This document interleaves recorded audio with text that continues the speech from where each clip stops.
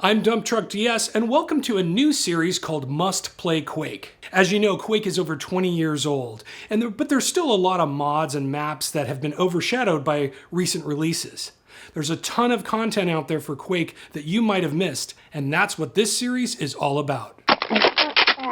Before we begin, I want to thank Kinn for answering all my questions, and Roslario for recording the demo that was used in this video. One more thing, you might catch a glimpse of a very strange looking Vor, or Shalrath, in the in corner of some of these shots. In fact, it's kind of a good Easter egg, go looking for it.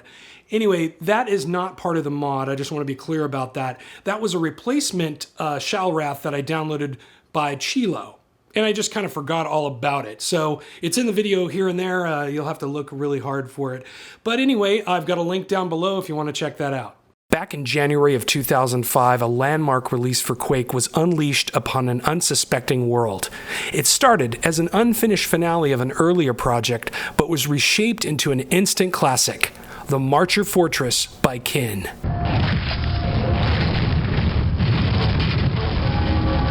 Marcher Fortress is a sequel to another epic level, Bastion of the Underworld.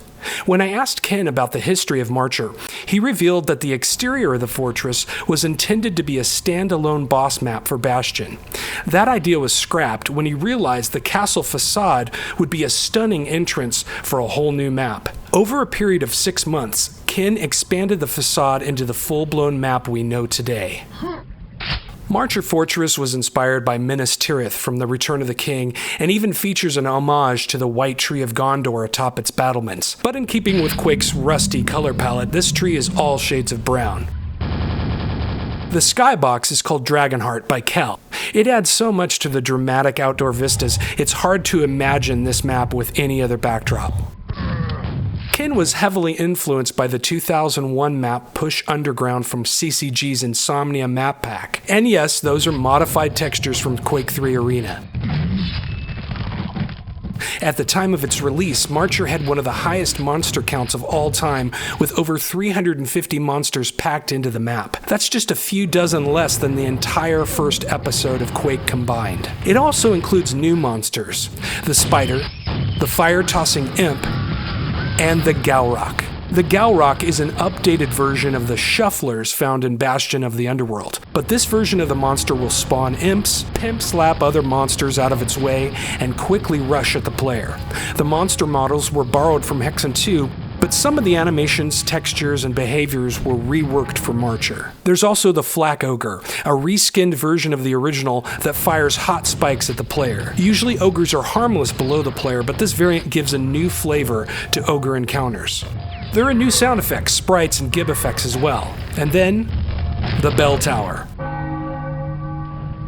Depending on how you play the final stages of the map, the ringing can go on for quite a while, which has annoyed a few players over the years.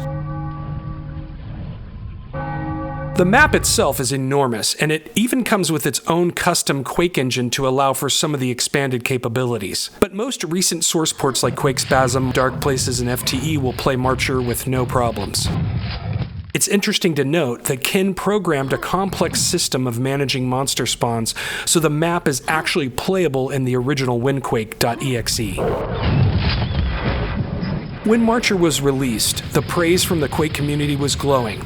Many players felt this was the greatest map ever made, and even after 14 years, it's still regarded as one of the best of the best. As always, I have links below to the maps and mods mentioned in this video, and a link to an extended interview with Kinn where you can read in a bit more detail about how Marcher Fortress came to be. That's it for this episode of Must Play Quake. Thanks for hanging in there, and we'll see you in the next video.